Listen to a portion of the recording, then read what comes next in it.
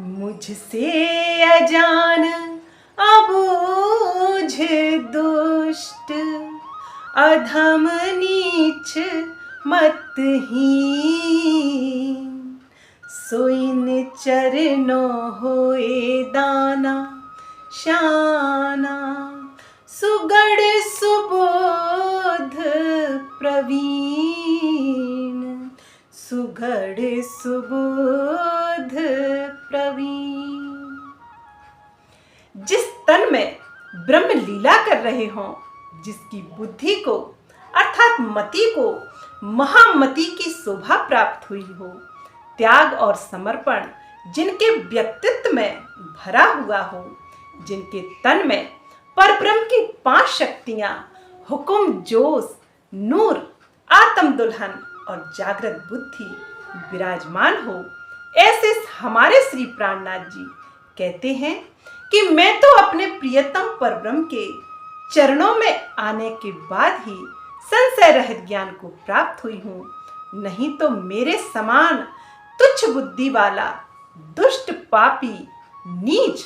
अज्ञान व्यक्ति इस संसार में नहीं था। लेकिन आज सुंदर साथ थोड़ा सा ज्ञान प्राप्त कर लेने पर स्वयं को राज्य का स्वरूप मानने लगते हैं और ज्ञान का सागर वे स्वयं को ही मानने लगते हैं, जबकि महामती जी कहती हैं कि मैंने प्रियतम परब्रह्म की मेहर से उस ज्ञान के सागर से एक बूंद ही प्राप्त की है, अर्थात मैं तो अपने पिया के चरणों में आकर संशय रहित हो गई हूँ, अर्थात उन्हीं की मेहर से मुझे यह दिव्य धाम का थोड़ा सा ज्ञान प्राप्त हुआ है, जो मैं सभी सुंदर साथ को जागृत करने के लिए बता रही हूँ, अर्थात यह ज्ञान सुनाने का मैं प्रयास कर रही हूँ। अतः जो सुंदर साथ धनी की मैं और उनकी मेहर को आगे रखकर त्याग, सेवा, समर्पण,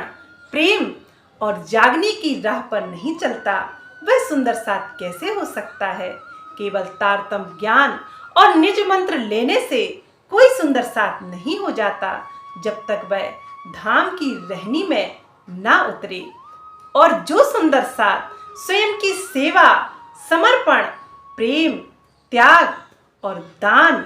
और ज्ञान का बार बार बखान करता हो, अपने गुणों को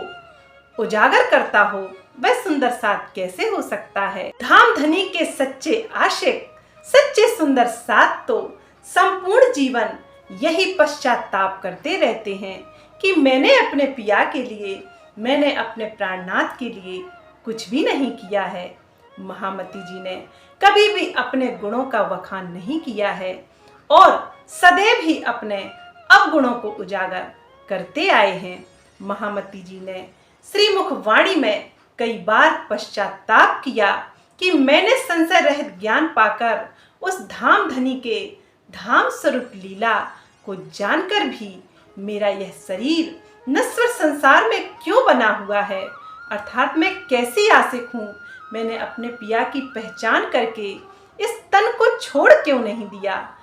अतः सुंदर साथ जी, स्वयं के गुणों का बखान करना तो जीव सृष्टि का प्रमुख लक्षण है, जो स्वयं के त्याग, तपस्या, दान, हवन, पूजा पाठ, व्रत आदि का बखान करते रहते हैं और वे दूसरों को बताते रहते हैं कि वे कितने धार्मिक हैं और स्वयं को सभी में धार्मिक होने का भरपूर दिखावा भी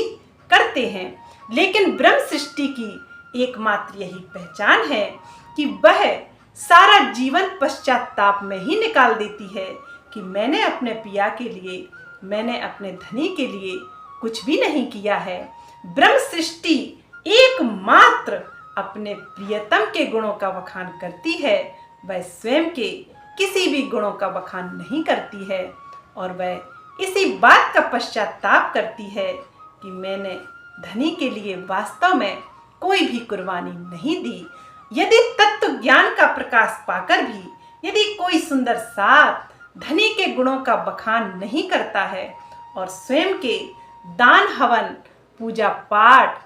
आदि धार्मिक क्रियाओं का बखान करता है, तो वह सुंदर साथ किसी भी स्थिति में नहीं हो सकता है। अतः सुंदर साथ जी, ज्ञान केवल सुनने सुनाने का विषय नहीं है, यह तो धारण किया जाता है, जो व्यक्तियों के व्यक्तित्व में झलकता है। झुकाव ही ज्ञान है, किसी का सम्मान करना ही ज्ञान है, किसी को सुनना ही ज्ञान है। बोलिए श्री प्राणनाथ प्यारे की जय। प्रेम प्रणाम जी सुंदर साथ जी।